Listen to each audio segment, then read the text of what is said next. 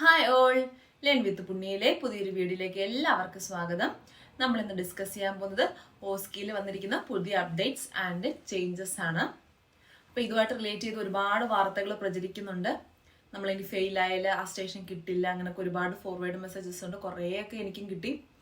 അതൊക്കെ ശരിയാണോ എന്ന് ചോദിച്ചാൽ ഒരുപാട് ഫോർവേഡ് മെസ്സേജസ് വന്നിട്ടുണ്ട്. അപ്പം ആക്ച്വലി NMC സൈറ്റിൽ അപ്ലോഡ് ആയിരിക്കുന്ന മാർക്കിംഗ് ക്രൈറ്റീരിയ അനുസരിച്ച് എന്തൊക്കെയാണ് പുതിയ ചേഞ്ചസ് എന്നുള്ള ആക്ച്വൽ ഇൻഫർമേഷൻ തരാൻ വേണ്ടിയിട്ടാണ് ഇന്നത്തെ ഈ വീഡിയോ നമ്മൾ ചെയ്യുന്നത്. My name is Punya. Welcome to the video.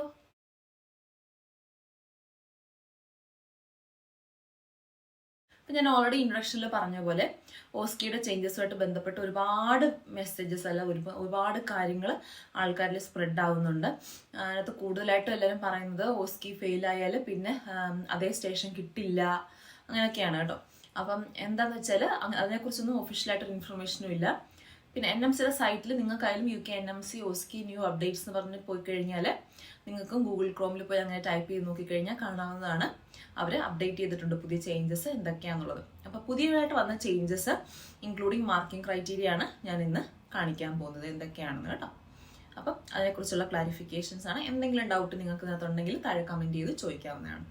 അപ്പോൾ ഫസ്റ്റ് നമ്മൾ ഇതിൻ്റെ എന്തൊക്കെയാണ് ചേഞ്ചസ് നോക്കുന്നതിന് മുമ്പ് എന്ന് മുതലാണ് ഇതിൽ ചേഞ്ചസ് വരാൻ പോകുന്നത് എന്നുള്ളതാണ് കേട്ടോ. അപ്പോൾ നിങ്ങളുടെ എക്സാം ബുക്ക് ചെയ്തിരിക്കുന്നത് സെപ്റ്റംബർ 9 ആണ്. സെപ്റ്റംബർ 9 രാവിലോട്ടുള്ള ടൈമിങ്സ് ആണ് എങ്കിൽ നിങ്ങൾക്ക് ഈ എഫക്ട്സ് അല്ലാതെ ഈ ചേഞ്ചസ് ഒക്കെ നിങ്ങൾക്ക് ഉണ്ടായിരിക്കും. ഈ സെപ്റ്റംബർ 9 മുമ്പ്, അതായത് 8-ാം തീയതി അല്ലെങ്കിൽ 7-ാം തീയതി അങ്ങനെ മുമ്പോട്ടുള്ള ഡേറ്റ്സിലാണ് നിങ്ങളുടെ എക്സാം നടക്കാൻ പോകുന്നതെങ്കിൽ നിങ്ങൾക്ക് ഈ ചേഞ്ചസ് ബാധകമല്ല.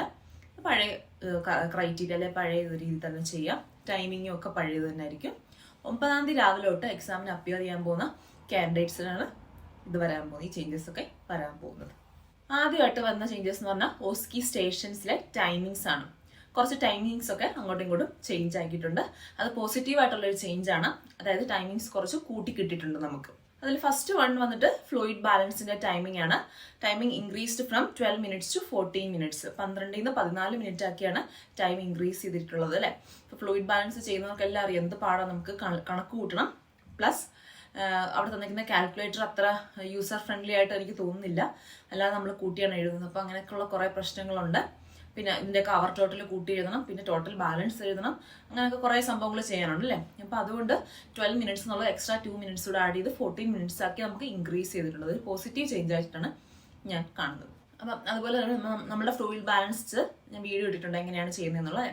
അപ്പം അതിൽ ഞാൻ പറഞ്ഞിട്ടുണ്ട് പെൻസിൽ കൊണ്ടാണ് ചെയ്യുന്നത് കേട്ടോ. പിന്നെ ചില ഓസ്കി സെൻറ്റേഴ്സിൽ പേന കൊണ്ടാണ് എഴുതുന്നത് കേട്ടോ. അത് ഞാൻ ഇവിടെ ഒരു കറക്ഷനായിട്ട് ആഡ് ചെയ്യുകയാണ്.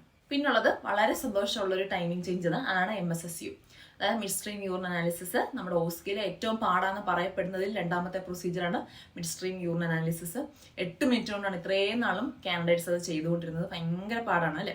അതിന്റെ റിസൾട്ട് നോക്കാൻ തന്നെ കുറേ ടൈം വേണം, ടൈമിംഗ് നോക്കണം, അതിൻ്റെ കൂടെ ബാക്കിയുള്ള കാര്യങ്ങൾ നമ്മൾ ചെയ്യണം. 8 minutes എന്നുള്ളത് 12 minutes ആക്കി കൂട്ടിയിട്ടുണ്ട്. അപ്പം അതൊരു ആവശ്യകതയുള്ളൊരു ചേഞ്ച് ആയിരുന്നു അല്ലേ. ഭയങ്കര ഇപ്പം MSSU കിട്ടി പാസ്സായിട്ടുള്ളവർക്കൊക്കെ ഇത് വളരെ റിലേറ്റബിൾ ആയിരിക്കും. കാരണം ഭയങ്കര ഹർബറി ആയിട്ട് ചെയ്താൽ മാത്രമേ നമ്മൾ ആ സ്റ്റേഷനിൽ പാസ്സാവത്തുള്ളൂ. കാരണം ടൈമിങ് നമുക്ക് ഒരു വിട്ടുവീഴ്ചയും എക്സാമുകൾക്ക് ചെയ്തു തരാൻ പറ്റത്തില്ല. ആ ടൈമിലുള്ളത് തീർക്കാൻ ഭയങ്കര ടാസ്ക്കാണ്. കാരണം അതിൻ്റെ റിസൾട്ട് നോക്കാൻ തന്നെ നമുക്ക് 2 minutes വേണം, ബാക്കിയുള്ള കാര്യങ്ങൾ ചെയ്യാനും ടൈമിങ് വേണം. അപ്പോൾ അതുകൊണ്ട് അത് 12 minutes ആക്കി കൂട്ടിയിട്ടുണ്ട്. അത് വളരെ നല്ലൊരു കാര്യമായിട്ട് എനിക്ക് തോന്നുന്നത്. ഇൻ കേസ് നമുക്ക് ഒരു സ്ട്രിപ്പ് മുക്കി കിട്ടി ശരിയാകുന്നില്ലെങ്കിൽ നമുക്ക് ഒരു സ്ട്രിപ്പ് കൂടെ എടുത്ത് ഡിപ്പ് ചെയ്ത് നോക്കാനൊക്കെയുള്ള ടൈം ആ 12 minutes നമുക്ക് കിട്ടിയിട്ടുണ്ട്. അപ്പം ഇത്രയാണ് ടൈമിങ്ങിലുള്ള ചേഞ്ച്. നെക്സ്റ്റ് ചേഞ്ച് ചാർട്ടിലാണ് കേട്ടോ. പേപ്പർ വർക്ക് ചാർട്ടിൽ വന്നിരിക്കുന്ന ഒരു ചേഞ്ച് ആണ്. അഡൽട്ട് നഴ്സിംഗിന്റെ ചാർട്ടിൽ ചേഞ്ചസ് ഒന്നും വന്നിട്ടില്ല. പീഡിയാട്രിക് നഴ്സിംഗിന്റെ ഓസ്കിക്കാണ് ചേഞ്ച് വന്നിരിക്കുന്നത്. അതിൽ PUS പീഡിയാട്രിക് ഏർലി വാർണിംഗ് സ്കോറിൽ ചെറിയ അപ്ഡേറ്റ് വന്നിട്ടുണ്ട്. അപ്ഡേറ്റ് ആയിട്ടുള്ള പുതിയ ചാർട്ട് ഞാനിപ്പോൾ കാണിക്കുന്നുണ്ട്. ഈ ചാർട്ടാണ് പുതിയതായിട്ട് അപ്ഡേറ്റഡ് ആയിട്ടുള്ളത്. അപ്പോൾ അപ്ഡേറ്റ് ആയ ചാർട്ടിന്റെ PDF നിങ്ങൾക്ക് പഠിക്കാനും മാർക്ക് ചെയ്ത് പഠിക്കാനും ഒക്കെ വേണമെങ്കിൽ ലിങ്ക് ഉണ്ട്. ആ ലിങ്ക് ഞാൻ ഡിസ്ക്രിപ്ഷൻ ബോക്സിൽ കൊടുത്തിരിക്കാം. അതല്ലെങ്കിൽ നിങ്ങൾക്ക് direct NMC OSCE new updated marking criteria എന്ന് പറഞ്ഞ് ടൈപ്പ് ചെയ്ത് പോയി കഴിഞ്ഞാൽ തന്നെ അതിനകത്ത് അഡൽട്ട്, മെന്റൽ ഹെൽത്ത്, പീഡിയാട്രിക് എല്ലാം കിടപ്പുണ്ട്. അതിനകത്ത് പീഡിയാട്രിക്കിൽ പോയി കഴിഞ്ഞാൽ നിങ്ങൾക്ക് പുതിയ അപ്ഡേറ്റഡ് പ്യൂസിന്റെ ചാർട്ട് കിട്ടും. അത് ഡൗൺലോഡ് ചെയ്ത് പ്രിന്റ് എടുത്ത് നിങ്ങൾക്ക് ചാർട്ട് ചെയ്ത് പഠിക്കാം. അടുത്തതായത് നമ്മളുടെ സ്കിൽ സ്റ്റേഷൻസ് അല്ലെങ്കിൽ സ്റ്റേഷൻസിൽ മാർക്കിംഗ് ക്രൈറ്റീരിയയിൽ വരുത്തിയിരിക്കുന്ന മൈനർ ആയിട്ടുള്ള ചേഞ്ചസ് ആണ് കേട്ടോ. അപ്പം നമ്മൾ ഹോൾ മാർക്കിംഗ് ക്രൈറ്റീരിയയിൽ മാറ്റമൊന്നുമില്ല. അതിൽ ചില ചെറിയ പോയിന്റ്സ് ആഡ് ചെയ്തിട്ടുണ്ട്, ചിലത് റിമൂവ് ചെയ്തിട്ടുണ്ട്. അങ്ങനെയുള്ള കുറച്ച് കാര്യങ്ങളാണ് ഇനി നമ്മൾ ഡിസ്കസ് ചെയ്യാൻ പോകുന്നത്. ഫസ്റ്റ് വൺ ഇംപ്ലിമെന്റേഷൻ സ്റ്റേഷൻ അല്ലെ. നമ്മുടെ രണ്ടാമത്തെ സ്റ്റേഷനാണ് ഇംപ്ലിമെന്റേഷൻ സ്റ്റേഷൻ. അതായത് മെഡിസിൻ കൊടുത്ത് കാണിക്കുന്ന, മെഡിസിൻ അഡ്മിനിസ്ട്രേഷൻ ചെയ്ത് കാണിക്കുന്ന സ്റ്റേഷനാണ് ഇംപ്ലിമെന്റേഷൻ. അപ്പോൾ ഇംപ്ലിമെന്റേഷനിൽ വന്നിരിക്കുന്ന ചേഞ്ച് മാർക്കിംഗ് ക്രൈറ്റീരിയയിൽ എക്സ്ട്രാ ഒരു കോളം ആഡ് ആയിട്ടുണ്ട്. ആ കോളത്തിൽ ഇങ്ങനെയാണ് പറയുന്നത്: implementation administration drugs due for administration correctly and safely, administer correct dose, expiry date must ആയിട്ടും ചെക്ക് ചെയ്യണം, ഹാൻഡിൽ മെഡിക്കേഷൻ കറക്റ്റ്ലി, മെഡിക്കേഷൻസ് കറക്റ്റായിട്ട് ഹാൻഡിൽ ചെയ്യണം എന്നൊക്കെയുള്ളതാണ് പുതിയതായിട്ട് ആഡ് ചെയ്തേക്കുന്ന പോയിന്റ്സ്. അപ്പോൾ നിങ്ങൾ ഇതിൽ നിന്ന് സ്ട്രിപ്പിൽ നിന്ന് അല്ലെങ്കിൽ കുപ്പിയിൽ നിന്ന് മെഡിസിൻ എടുത്ത് കറക്റ്റ് കപ്പിലൊക്കെ ട്രാൻസ്ഫർ ചെയ്യുന്നത്, അങ്ങനെ മെഡിസിൻ്റെ ഹാൻഡിലിംഗ് ഒക്കെ, അപ്പോൾ അന്നേരം അത് താഴെ വീഴാതെ അങ്ങനെയൊക്കെ നല്ല കറക്റ്റായിട്ട് ഹാൻഡിൽ ചെയ്ത് കാണിക്കണം. അല്ല കൈ കൊണ്ട് ഇങ്ങനെ നുള്ളി എടുത്ത് പാത്രത്തിലിടാതെ അങ്ങനെയൊക്കെ ഉള്ള കാര്യങ്ങൾ കാണിക്കുക. അതൊരു അൺഹൈജീനിക് പ്രാക്ടീസ് അല്ല. ഒരാൾക്ക് സോളോ ചെയ്യാനുള്ള ടാബ്ലറ്റ് അല്ലേ, നമ്മൾ കൈ കൊണ്ട് പിടിക്കരുത്. ഡയറക്റ്റ് കുപ്പിയിൽ നിന്ന് അടപ്പിലേക്ക് ട്രാൻസ്ഫർ ചെയ്തിട്ട് നമ്മൾ അഡ്മിനിസ്റ്റർ ചെയ്യാനുള്ള കപ്പിലേക്ക് ഇടുക. അങ്ങനെ ഹാൻഡിലിങ് കൂടെ നോക്കും. എക്സ്പയർ ഡേറ്റ് മസ്റ്റ് ആക്കിയിട്ടുണ്ട് കേട്ടോ. എക്സ്പയർ ഡേറ്റ് നോക്കാതെ ഒരു മെഡിസിനും ഒരു നേഴ്സും അഡ്മിനിസ്റ്റർ ചെയ്യാൻ പാടില്ല. നമ്മുടെ ഓസ്കി ക്ലാസ്സസ് ഒക്കെ നടക്കുന്ന സമയത്തായാലും എല്ലാവരോടും ഇംപ്ലിമെന്റേഷൻ സ്റ്റേഷൻസ് പഠിപ്പിക്കുമ്പോൾ എല്ലാ സ്റ്റുഡൻസിനോടും പറയാനുള്ളതാണ് മസ്റ്റായിട്ടും എക്സ്പയർ ഡേറ്റ് നോക്കാൻ വേണ്ടിയിട്ട്. അതിപ്പം ഇംപ്ലിമെന്റേഷനിൽ മാത്രമല്ല, ഇൻഹേലർ കൊടുക്കും അല്ലെ, inhaler administration of inhaled medication, അതിലും നമ്മൾ മെഡിസിനാണ് അഡ്മിനിസ്റ്റർ ചെയ്യുന്നത്. അതുപോലെ അഡ്മിനിസ്ട്രേഷൻ ഓഫ് സപ്പോസിറ്ററി, അതിലൊക്കെ മെഡിസിൻ കൊടുക്കുന്നതിനാണ്, സ്കില്ലായിട്ട് മാറ്റിയിട്ടുണ്ടെന്നേ ഉള്ളൂ. അതിലൊക്കെ ഒരു മെഡിസിൻ നമ്മൾ വെക്കുമ്പോൾ എക്സ്പയർ ഡേറ്റ് മസ്റ്റായിട്ടും നോക്കിയിട്ട് വേണം കൊടുക്കാൻ. അടുത്തയാണ് ANTT, അതായത് അസെപ്റ്റിക് നോൺ ടച്ച് ടെക്നിക്ക്. ഡ്രസ്സിങ്ങിൽ വന്നിരിക്കുന്ന വളരെ വലിയൊരു ചേഞ്ച്, അതൊരു ഹാപ്പി ആയിട്ടുള്ള ചേഞ്ചാണ് കേട്ടോ. കാരണം ഇത്രയും നാൾ നമ്മൾ ഡ്രസ്സിങ് ചെയ്യുന്ന സമയത്ത് എങ്ങനെയാണ് ഗോസ് നമ്മൾ this is my dirty hand, this is my clean hand എന്ന് സ്റ്റേറ്റ് ചെയ്യണം. എന്നിട്ട് നമ്മൾ ഡർട്ടി ഹാൻഡ് കൊണ്ട് അല്ല ക്ലീൻ ഹാൻഡ് കൊണ്ട് മാത്രമേ ഗോസ് എടുക്കാവൂ. ട്രേക്കകത്തുനിന്ന് ഗോസ് എടുത്തിട്ട് ഈ കൈയിലേക്ക് ട്രാൻസ്ഫർ ചെയ്യുക. ഈ കൈ കൊണ്ടാണ് നമ്മൾ വൂണ്ട് സ്വാബ് ചെയ്യുന്നത് അല്ലെ. അങ്ങനെയായിരുന്നു ഇത്രയും നാളും പ്രാക്ടീസ് ചെയ്തുകൊണ്ടിരുന്നത്. ഇനി തൊട്ട് അങ്ങനെ സ്റ്റേറ്റ് ചെയ്യേണ്ട ആവശ്യകത ഇല്ല എന്നാണ് പറയുന്നത് കേട്ടോ. ഇതാണ് ക്ലീൻ ഹാൻഡ് അല്ലെങ്കിൽ ഇതാണ് ക്ലീൻ ഹാൻഡ്, ഇതാണ് ഡർട്ടി ഹാൻഡ് എന്ന് ഇനി തൊട്ട് സ്റ്റേറ്റ് ചെയ്യേണ്ട ആവശ്യമില്ല. അതേപോലെ ഈ ട്രാൻസ്ഫർ ചെയ്യുന്ന സ്റ്റെപ്പിന്റെ ആവശ്യവുമില്ല. നമുക്ക് കൈ കൊണ്ട് തന്നെ എടുത്ത് തുടയ്ക്കാം. കാരണം സ്റ്റെറൈൽ ഗ്ലൗസ് തന്നെയാണ് വെയർ ചെയ്തിരിക്കുന്നത്. അങ്ങനെ യൂസ് ചെയ്യാം എന്നാണ് അപ്ഡേറ്റഡ് മാർക്കിംഗ് ക്രൈറ്റീരിയ പറയുന്നത്.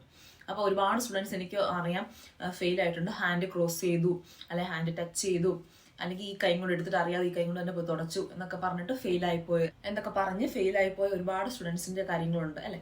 ഹാൻഡ് ക്ലോസ് ആയിപ്പോയി, അത് കണ്ടാമിനേഷൻ ഓഫ് സ്റ്റെറൈൽ ഫീൽഡ് ആണെന്ന് പറഞ്ഞിട്ട് ഫെയിലായ ഒരുപാട് സ്റ്റുഡൻസ് ഉണ്ട്. പക്ഷെ ഇനി തൊട്ട് അതൊരു ഫെയിലർ ആയിട്ട് എടുക്കുന്നതല്ല.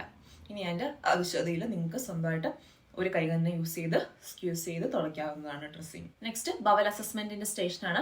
ബവൽ അസസ്മെന്റ് സ്റ്റേഷനിൽ നമുക്ക് ഓൾറെഡി അറിയാം നമ്മൾ ഏത് കറക്റ്റ് ബ്രിസ്റ്റോൾ സ്റ്റൂൾ ചാർട്ട് വെച്ചിട്ട് ഏത് ടൈപ്പ് ഓഫ് സ്റ്റൂളാണെന്ന് കണ്ടുപിടിക്കണം. അവർക്ക് വേണ്ടുന്ന ആക്ഷൻ പ്ലാൻസ് കൊടുക്കണം അല്ലെ. അങ്ങനെയായിരുന്നു ബവൽ അസസ്മെന്റ്. ഇപ്പോഴും അതിൽ വലിയ ചേഞ്ചസ് ഒന്നും വന്നിട്ടില്ല. വന്നിരിക്കുന്നത് ഞാൻ വായിക്കാം. Correctly recognise Bristol stool type and propose plan of care if relevant. Recognize the need to continue assess the bowel. Bowel assessment നമ്മൾ കണ്ടിന്യൂ ചെയ്യും. ആ ബവൽ അസസ്മെന്റ് നമ്മൾ കണ്ടിന്യൂ ചെയ്യും എന്നുള്ള പോയിന്റ് ആഡ് ചെയ്യാൻ മറക്കരുത്. കാരണം ഈ ബവൽ അസസ്മെന്റിൽ നമുക്ക് വരാൻ പോകുന്ന ഒന്നുകിൽ ഡയറി ആയിരിക്കും അല്ലെങ്കിൽ കോൺസ്റ്റിപ്പേഷൻ ആയിരിക്കും. ഈ രണ്ട് കാര്യങ്ങളും ഒറ്റ ദിവസം കൊണ്ട് മാറുന്ന ഒരു സിറ്റുവേഷൻ അല്ല അല്ലെ. ഇപ്പൊ ഡയറിയ വന്നാൽ ഒരിക്കലും ഒറ്റ ദിവസം കൊണ്ട് മാറത്തില്ല, പിറ്റേ ദിവസം മാറത്തുള്ളൂ. അപ്പോൾ അതിന് 48 hours ആണ് ടൈം ഡ്യൂറേഷൻ തന്നെ ഇടുന്നത്. അപ്പോൾ അതുകൊണ്ട് പിറ്റേ ദിവസവും ബവൽ അസസ്മെന്റ് ചെയ്യും, എങ്ങനെയുണ്ട് എന്ന് ഞാൻ ഉറപ്പിക്കും എന്നുള്ള ആ പോയിന്റ് മസ്റ്റായിട്ടും ആഡ് ചെയ്തിരിക്കണം. അതാണ് ബവൽ അസസ്മെന്റിലെ ചേഞ്ച്. വളരെ വലിയ ചേഞ്ച് ഒന്നുമല്ല. നെക്സ്റ്റ് ഇൻട്രാമസ്കുലർ ഇഞ്ചക്ഷനിൽ വന്നിരിക്കുന്ന ചേഞ്ച് ആണ്. ഇൻട്രാമസ്കുലർ ഇഞ്ചക്ഷനിൽ വന്നിരിക്കുന്നത് no more apron and gloves required for this procedure. State would check the cleanliness of the injection site. State that if the site is clean, there would be no need to clean. However, if required, would clean with swab saturated with isopropyl alcohol 70% for 30 seconds and allow for dry 30 seconds. Verbalize offering a plaster to person. No need to apply the plaster. Offer the patient if required, then only apply. അപ്പം intramuscular ഇഞ്ചക്ഷനിൽ ഇങ്ങോട്ട് ഏപ്രിനും ഗ്ലൗസും ഒന്നും ആവശ്യമില്ല എന്നാണ് പറയുന്നത്. അപ്പം നമ്മൾ injection പ്രൊസീജിയേഴ്സിനൊക്കെ most commonly നമ്മൾ ഏപ്രിനും gloves ഇട്ടാണ് ചെയ്യുന്നത്. അപ്പോൾ അതിൻ്റെ ഒന്നും ആവശ്യം ഇനി തൊട്ടില്ല. കുഴപ്പമില്ലാത്ത, അതൊന്നും ഇട്ടില്ലെങ്കിലും പ്രശ്നമില്ല എന്നാണ് പറയുന്നത്. ആൻഡ് ഓൾസോ നമ്മൾ ഇഞ്ചക്ഷൻ സൈറ്റ് ഇത്ര നാളും പഠിച്ചിരുന്ന ഇഞ്ചക്ഷൻ സൈറ്റ് ക്ലീൻ ചെയ്യുന്നുണ്ട് അല്ലേ.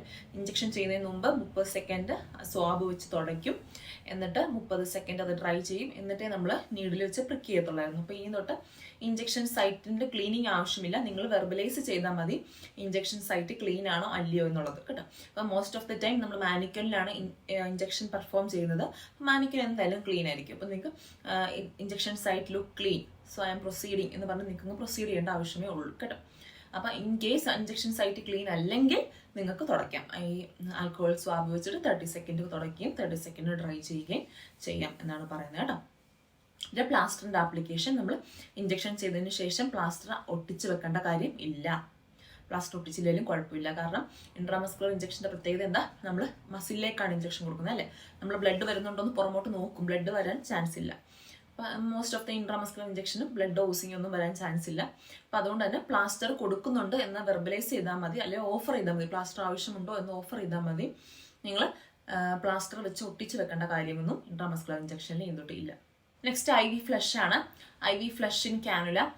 നമ്മൾ VIP സ്കോർ വെച്ച് ആദ്യം നോക്കിയിട്ട് നമ്മൾ കാനുല ഫ്ലഷ് ചെയ്ത് കാണിക്കണം അല്ലേ. അപ്പോൾ കാനുല ഫ്ലഷ് ചെയ്ത് കാണിക്കുന്ന സമയത്ത് എന്താണ്, കാനുലയിൽ നമ്മൾ ഈ എക്സ്റ്റൻഷനുള്ള ക്യൂ സൈറ്റ് ആയിരിക്കും ഇട്ടിരിക്കുന്നത് കേട്ടോ. അപ്പോൾ ആ എക്സ്റ്റൻഷനുള്ള ക്യൂ സൈറ്റിൻ്റെ ക്ലിപ്പ് നമ്മൾ തന്നെ റിമൂവ് ചെയ്യണം. ആൻഡ് ഫ്ലഷ് ചെയ്തതിന് പൾസേറ്റിംഗ് ആക്ഷനിൽ ഫ്ലഷ് ചെയ്തതിന് ശേഷം ക്ലിപ്പ് നമ്മൾ തന്നെ ക്ലോസ് ചെയ്യാനും മറക്കരുത് എന്നാണ് മാർക്കിംഗ് ക്രൈറ്റീരിയയിൽ ആഡ് ചെയ്തിരിക്കുന്ന പോയിന്റ് കേട്ടോ. അപ്പം ഞാനൊന്ന് വായിക്കാം. Flush the cannula using pulsating action if an extension set is to be used and clip is in place, then the candidate should unlock the clip before the procedure and relock the clip after the procedure. Clip നമ്മൾ തന്നെ remove ചെയ്യണം, flush ചെയ്യണം, അതിനുശേഷം clip ഇട്ടിട്ട് വേണം അവിടുന്ന് നമ്മൾ പോരാൻ വേണ്ടിയിട്ട്. ഇത്രയും കാര്യങ്ങൾ ശ്രദ്ധിക്കണം. നെക്സ്റ്റ് ആണ് ഓറൽ കെയർ പ്ലാനിൽ വന്നിരിക്കുന്ന ചേഞ്ച്. ഓറൽ കെയർ പ്ലാനിൽ പ്രൊസീജിയർ വൈസ് ഒരു ചേഞ്ചും വന്നിട്ടില്ല. പോയിന്റ്സിന്റെ കാര്യത്തിൽ മാത്രമാണ് ചേഞ്ച് വന്നിരിക്കുന്നത്. എത്ര പോയിന്റ് എഴുതണം എന്നുള്ള കാര്യത്തിലാണ് ചേഞ്ച് വന്നിരിക്കുന്നത്. അപ്പോൾ ആ ചേഞ്ച് എന്ന് പറയുമ്പോൾ for full marks the candidates need to identify minimum 6 aspects of care relevant to the scenario given. ആ തന്നിരിക്കുന്ന സിനാരിയോയ്ക്ക് ഫുൾ മാർക്ക് കിട്ടണമെങ്കിൽ നിങ്ങൾ 6 പോയിന്റ് എങ്കിലും മാക്സിമം ആഡ് ചെയ്യണം എന്നാണ് പറഞ്ഞിരിക്കുന്നത് കേട്ടോ. And also for partial marks, candidates need to identify minimum 3 aspects of care relevant to the scenario. Partial mark, അതായത് പകുതി മാർക്ക് മതിയെങ്കിലും 3 എഴുതിയാൽ മതി. പക്ഷെ നമുക്ക് ഫുൾ മാർക്ക് വേണം, 6 പോയിന്റ് ഉറപ്പായിട്ടും എഴുതാൻ ഓർത്തിരിക്കണം. ഓക്കെ, അപ്പോൾ ഇത്രയാണ് changes according to NMC site പറയുന്നത്. മാർക്കിംഗ് ക്രൈറ്റീരിയയിലുള്ള ചേഞ്ചസും ടൈമിങ്ങിലുള്ള ചേഞ്ചസും പിന്നെ ചാർട്ട് വന്നതിലുള്ള ചേഞ്ചസും. അപ്പോൾ ഇതൊക്കെ ഞാൻ മാക്സിമം എക്സ്പ്ലെയിൻ ചെയ്യാൻ ശ്രമിച്ചിട്ടുണ്ട്. ഇതിൻ്റെയൊക്കെ ലിങ്ക് ഡിസ്ക്രിപ്ഷൻ ബോക്സിൽ ഉണ്ടായിരിക്കുന്നതാണ്, നിങ്ങൾക്ക് ഡയറക്റ്റ് കയറി നോക്കാവുന്നതാണ്. ആൻഡ് ഓൾസോ പുതിയ മാർക്കിംഗ് ക്രൈറ്റീരിയ വേണം ഡൗൺലോഡ് ചെയ്ത് പഠിക്കാൻ വേണ്ടിയിട്ട്, ഇനി തൊട്ട് പഠിക്കുന്നവർ. ഒരുപാട് ഫോർവേഡ് മെസ്സേജുകൾ ഞാൻ ആദ്യം പറഞ്ഞ പോലെ നിങ്ങൾക്ക് ഇനി അത് സ്റ്റേഷൻ കിട്ടില്ല, ഇത് കിട്ടില്ല, നിങ്ങൾ അങ്ങനെ ഫെയിലായി പോകും, ഫെയിലായാൽ പിന്നെ എഴുതണം, അങ്ങനെയൊക്കെ ഉള്ള ഒരുപാട് ഇതിനായിട്ട് ബന്ധപ്പെട്ട കാര്യങ്ങളൊക്കെ പടരുന്നുണ്ട്. അപ്പം അതിലൊന്നും ഇൻവോൾവ് ആയി നിങ്ങൾ പാനിക് ആവാതെ, നിങ്ങൾക്ക് എന്തെങ്കിലും ഡൗട്ട് ഉണ്ടെങ്കിൽ ഡയറക്റ്റ് ഓസ്കി സെന്ററിൽ നിങ്ങൾ മെയിൽ അയച്ച് ചോദിച്ചാലും മതി, അവർ റെസ്പോണ്ട് ചെയ്യും. അനാവശ്യമായിട്ടുള്ള ദുഷ്പ്രചരണങ്ങളിൽ പെട്ട് പേടിച്ച് കോൺഫിഡൻസ് കളയുകയോ അത് ഫെയിൽ ആവാനൊരു കാരണമാവുകയോ ചെയ്യരുത്. ലെജിബിൾ ആയിട്ടുള്ള ഇൻഫർമേഷൻസ് മാത്രം അക്സെപ്റ്റ് ചെയ്യുക, കാര്യങ്ങൾ നോക്കി ചെയ്യുക കേട്ടോ. അപ്പോൾ ഇപ്പോൾ ഈ വീഡിയോയിൽ കണ്ടു എന്ന് കരുതി ഇത് തന്നെ വിശ്വസിക്കണം എന്നില്ല. നിങ്ങൾക്ക് NMC സൈറ്റിൽ പോയി നോക്കി കാര്യങ്ങൾ വായിച്ച് മനസ്സിലാക്കാവുന്നതാണ് കേട്ടോ. ആ പുതിയ മാർക്കിംഗ് ക്രൈറ്റീരിയയുടെ ലിങ്കും ഡിസ്ക്രിപ്ഷൻ ബോക്സിൽ കൊടുത്തിരിക്കും കേട്ടോ. എല്ലാവരും നന്നായിട്ട് പ്രിപ്പയർ ചെയ്യുക, നന്നായിട്ട് പഠിച്ച് എക്സാം എഴുതുക. ഓസ്കി റിലേറ്റഡ് എല്ലാ വീഡിയോസും ഓൾമോസ്റ്റ് മാക്സിമം വീഡിയോസ് ഞാൻ അപ്ലോഡ് ചെയ്തിട്ടുണ്ട്. അപ്പോൾ അതൊക്കെ മാക്സിമം എല്ലാവരും യൂട്ടിലൈസ് ചെയ്യുക. നിങ്ങളുടെ ഫ്രണ്ട്സൊക്കെ ഓസ്കി പ്രിപ്പയർ ചെയ്യുന്നുണ്ടെങ്കിൽ എല്ലാവർക്കും വീഡിയോസ് ഷെയർ ചെയ്ത് കൊടുക്കുക. പിന്നെ ആർക്കെങ്കിലും ഓസ്കി റിലേറ്റഡ് ക്ലാസ്സസോ സപ്പോർട്ടോ ഡൗട്ട്സ് ക്ലിയറൻസോ ഒക്കെ ഉണ്ടെങ്കിൽ മെസ്സേജ് അയച്ച് ചോദിക്കാവുന്നതാണ്. വീഡിയോസ് ഇഷ്ടപ്പെടുകയാണെങ്കിൽ ലൈക്ക് ചെയ്യുക, ഷെയർ ചെയ്യുക, കമൻറ്റ് ചെയ്യുക. വീഡിയോസൊക്കെ ഇൻഫോർമേറ്റീവ് ആയിട്ട് തോന്നുന്നുണ്ടെങ്കിൽ ഉറപ്പായിട്ടും ചാനൽ സബ്സ്ക്രൈബ് ചെയ്യുക. ആൻഡ് ഓൾസോ വീഡിയോസൊക്കെ ലൈക്ക് ചെയ്യുക. Thanks for watching. See you, by.